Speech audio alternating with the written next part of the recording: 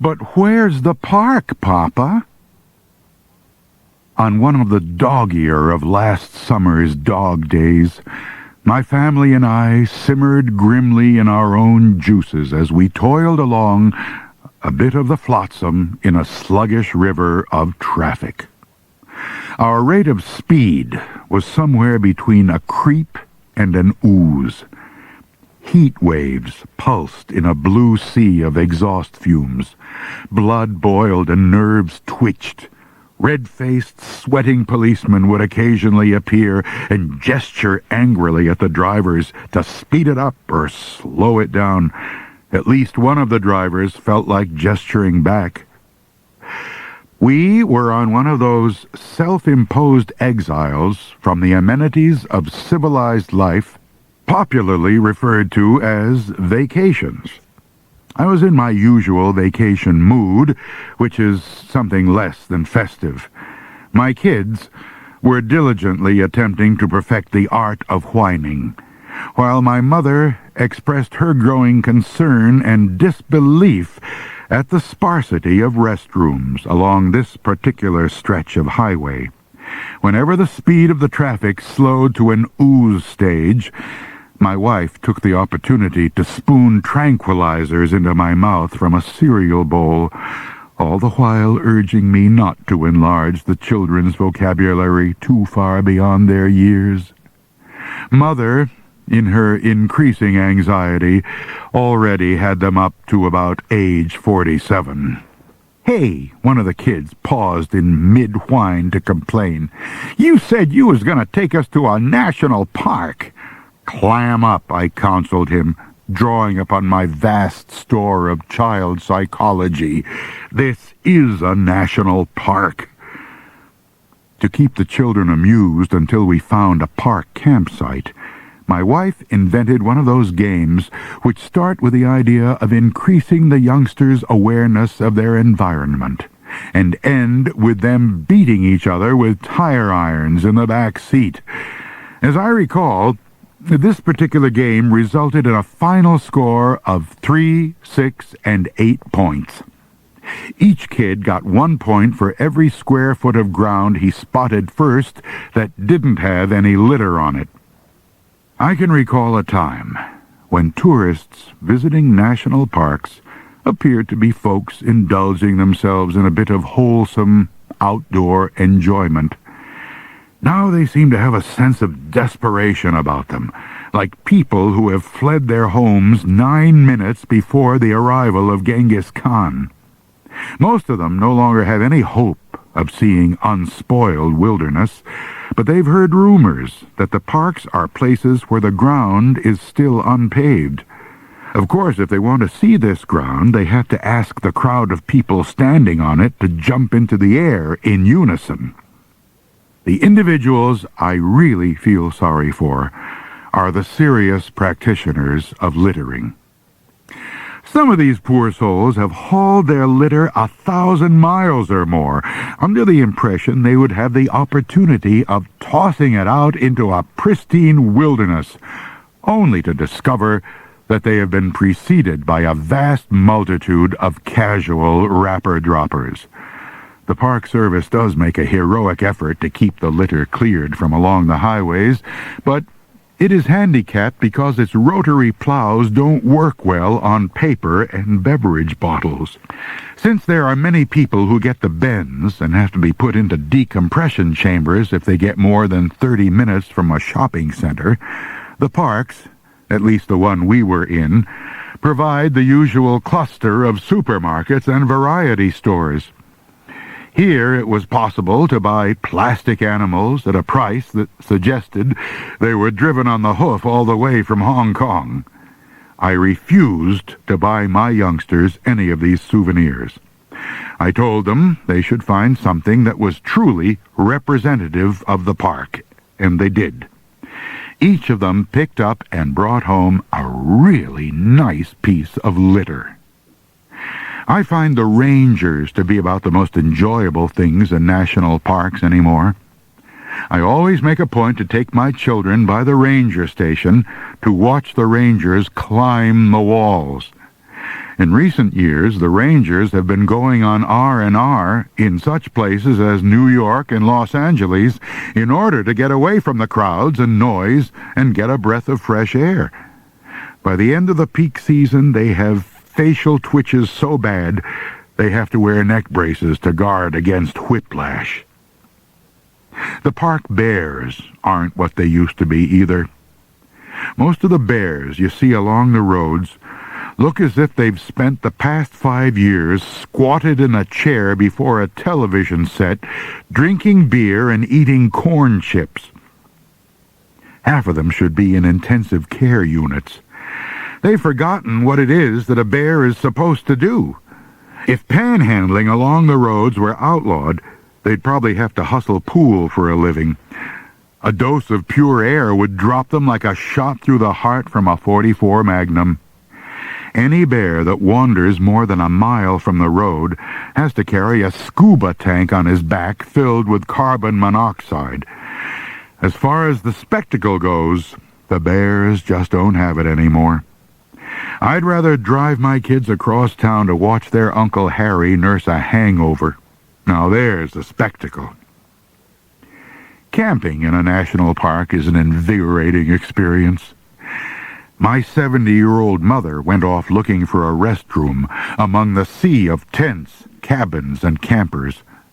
After about an hour of unsuccessful searching, she was loping along looking for a path that led off into the wilderness and came upon a wild-eyed man loping in the opposite direction. "Sir," she said as they passed, "could you tell me where I can find a restroom?" "I don't know, lady," he shouted over his shoulder. "I've been here for 3 days and haven't found one yet." Some parks still have excellent fishing in them if you can find it. But on the easily accessible streams, you would have better luck digging for clams in Montana. There are, of course, the tame fish planted by the Park Service, and these can be caught with a bent pin on the end of a clothesline with bubble gum for bait. The sight of a live insect or even a dry fly makes them nauseous. Catching one of them is almost as exciting as changing the water in the goldfish bowl. After being dumped into one of the park streams, the fish quickly adjust to their new environment, however, and within a week or two are consuming vast quantities of soggy hot dog buns and cigarette butts. Scientists estimate that eating one of these fish is equivalent to eating 2 loaves of bread and 4 packs of cigarettes. If anti-littering eventually catches on, a lot of fish will be up alongside the highways with the bears. They'll be begging smokes from tourists. Many people are under the mistaken impression that transistor radios come from Japan, but that is not the case. Transistor radios breed in national parks, and from there move out to infest the rest of the country. Their mating cries at night are among the most hideous sounds on earth, approximately on the order of those of catamounts with arthritis. The offspring are prodigious in number. During the day you can see hundreds of youngsters carrying the baby transistor radios around the park. I proposed to a park ranger that a season be opened on the adults of the species with an eye to limiting the population growth. He said he himself was all for it, but that park regulations forbid hunting of any kind. The site on which we finally pitched our tent was in the middle of a vast cauldron of writhing humanity. This made it easy to meet interesting people. Several times I chatted with a fellow next door about his hobby of pumping the exhaust from his car into our tent. The fellows on the other side of us were members of a rock band. For a long time I thought they were just pounding dents out of their bus, but it turned out they were practicing. Their rendition of "A Truck Full of Empty Milk Cans Crashing into a Burglar Alarm Factory" was kind of catchy, but the rest of their stuff was much too loud for my taste. People would also drop into our tent at all hours. They would look about for a second or two, a puzzled expression on their faces, then leave.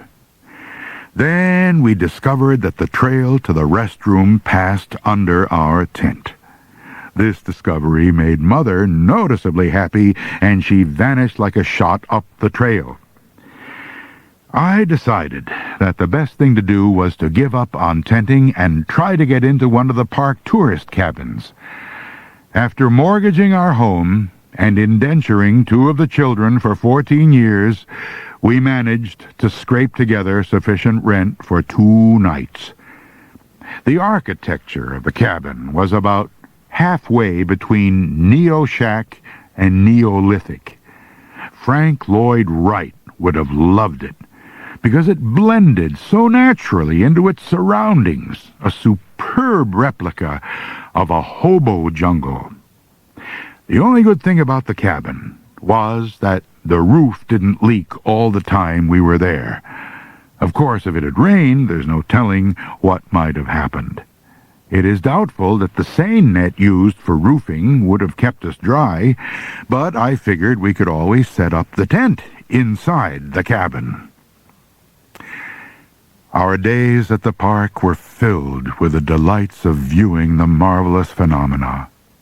There was the spring hot enough to boil an egg in, and someone was running a scientific experiment to see if it would do the same thing for an old newspaper and a half-eaten hamburger.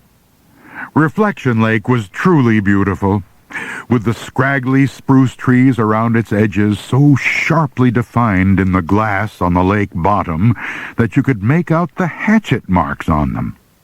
The painted rocks were interesting in their own way, especially where park employees had managed to remove some of the paint. The kids seemed to enjoy the ancient hieroglyphics to be found everywhere.